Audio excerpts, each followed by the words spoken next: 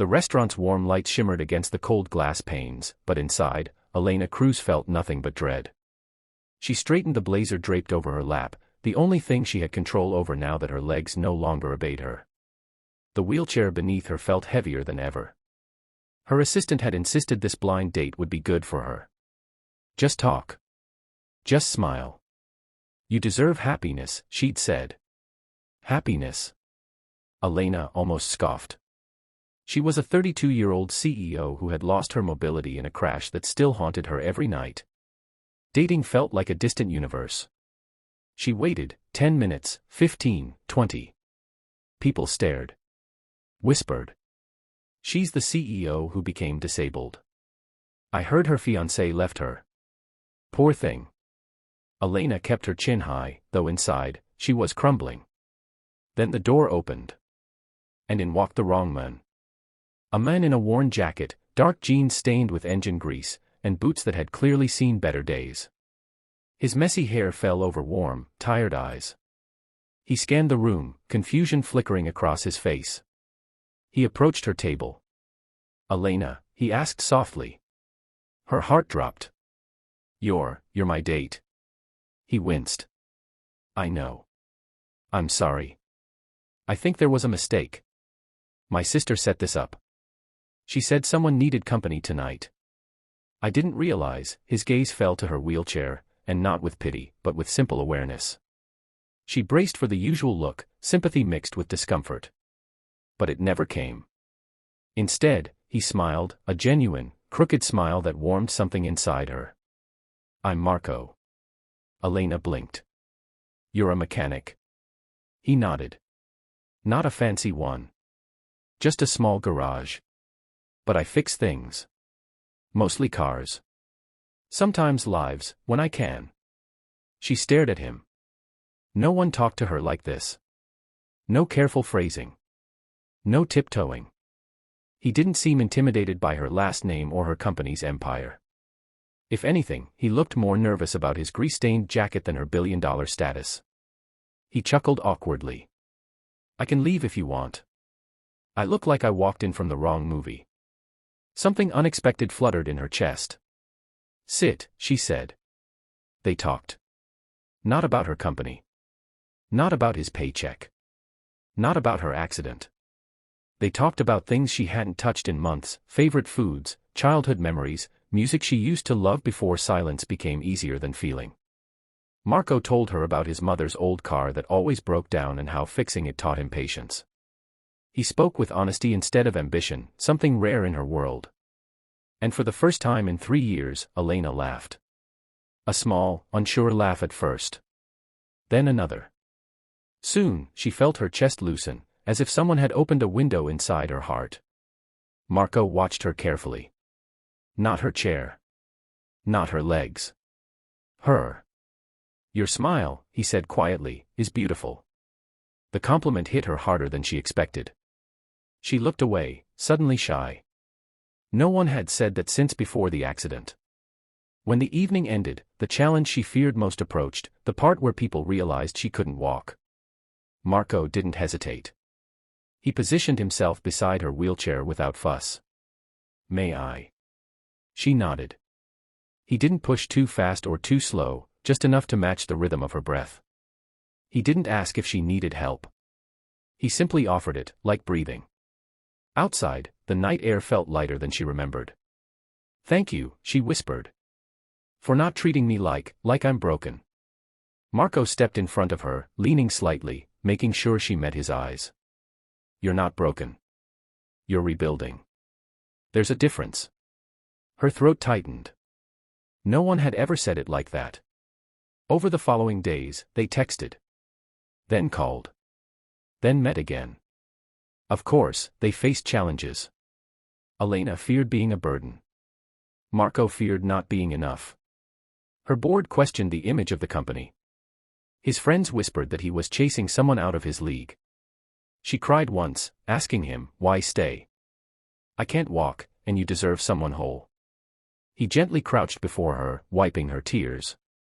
Elena, you're more whole than anyone I've ever met. You survived something that would have crushed others. You still lead. You still fight. Let me walk with you, even if the walking is mine alone. Her barriers cracked. Her heart opened. Together, they learned new rhythms, how to navigate uneven paths, how to laugh at small struggles, how to grow without fear.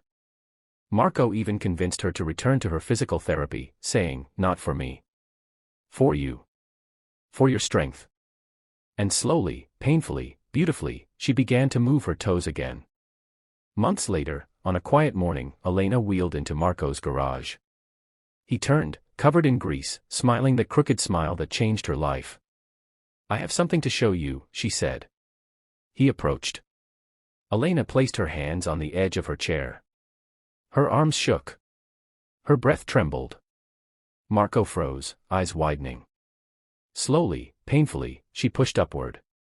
Her legs wobbled. But she stood.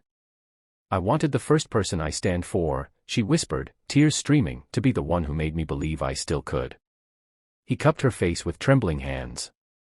"You're incredible," he whispered. And when she leaned into his embrace, she realized something. The blind date disaster had never been a disaster. It was the miracle she never expected. And the smile she had thought she lost forever. Marco had helped her find it again. Elena had returned to her office, but the world felt different now. Her wheelchair no longer symbolized limitation, it reminded her of resilience, of the hands that had steadied her and the heart that had refused to leave her behind. Marco visited often, showing up with grease-stained hands and warm smiles, bringing small things she didn't ask for but secretly needed, a cup of coffee just the way she liked it, a playlist of songs from her childhood, or a tiny bouquet of wildflowers he picked from the edge of town. Yet, not everything was easy. The media had caught wind of their unlikely friendship, and rumors began swirling. "The CEO and the mechanic," they whispered. "What is she doing with him?" Some questioned his intentions, while others doubted her judgment. Elena felt the weight of the world pressing against her shoulders. For the first time, she doubted whether love could survive judgment, status, and scars, both visible and hidden. One evening, Marco invited her to the garage. The smell of oil and motor parts filled the air, yet it felt like home. He had been working on a beat-up motorcycle, his hands moving skillfully. "I've been thinking," he said quietly, wiping his hands. "People may talk, but I don't care about their world. I care about ours. And ours is worth it."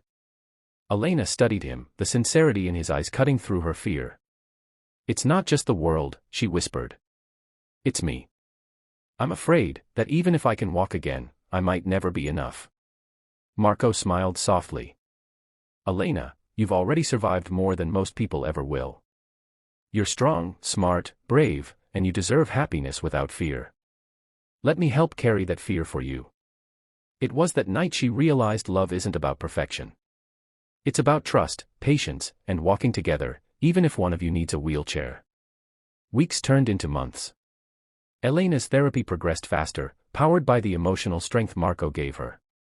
She could now stand for longer, and some days she even walked a few steps with his arm around her. Every small victory was celebrated like a triumph over the impossible. Then came the first public challenge. A gala, a charity event, Elena's biggest professional engagement since her accident. She knew the press would be there, cameras flashing, eyes judging. Marco held her hand as they entered. The whispers started immediately, but she no longer flinched. She walked onto the stage with him by her side, confident, poised, and radiant. Afterward, alone in a quiet corridor, Marco turned to her. "You were amazing. You didn't just walk, you inspired everyone." Elena laughed, a sound that was no longer hesitant. "I couldn't have done it without you." "And I couldn't have done it without you," Marco replied. "We're stronger together. And I promise, no matter what comes next, I'll be by your side." Elena looked at him, the man who had walked into her life by accident but stayed by choice, and felt an overwhelming wave of gratitude and love.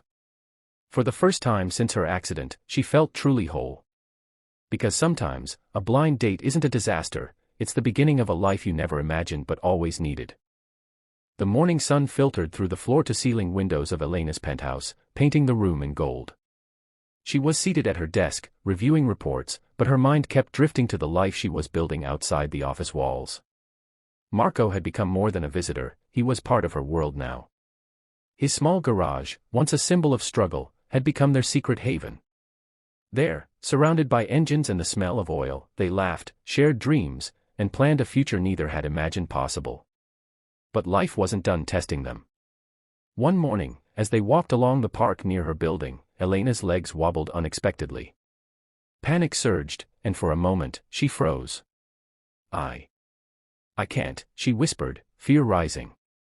Marco knelt beside her, holding her hands firmly. Yes, you can. Look at me, Elena. You've come this far.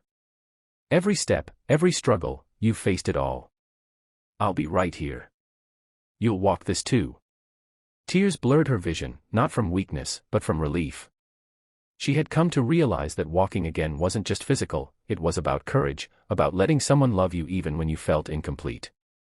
Step by step, Marco supported her. Each movement was shaky, hesitant, yet powerful. Onlookers paused, but Elena didn't notice. She only noticed Marco's steady gaze, encouraging her. And then, she took the first full stride without leaning on him. She turned to him, laughing through tears. I did it. I actually walked. Marco grinned, pride lighting up his face. No, Elena. We did it. Together. The moment marked more than recovery, it marked rebirth. Elena realized that her accident had taken a lot, but it also led her to someone who saw her, not as a CEO, not as a paralyzed woman, but as a person worthy of love. Months later, they celebrated her birthday at the same small restaurant where it all began. This time, no one stared in pity. People noticed her smile, her confidence, and the quiet strength in her eyes. Marco raised his glass. To the woman who taught me more about courage and love than I ever imagined. To Elena. She returned the gesture, her heart full. To Marco. Who walked into my life when I thought happiness was impossible. And in that shared moment, Elena realized that life wasn't about the challenges she faced alone, it was about the people who stood by her side, helping her rise, helping her smile, and helping her truly live again. Because sometimes, a blind date disaster turns into a story of courage, love, and unexpected joy.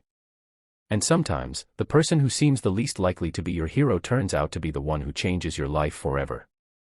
Elena smiled, truly and fully, for the first time in years. And for once, she didn't need to hide it.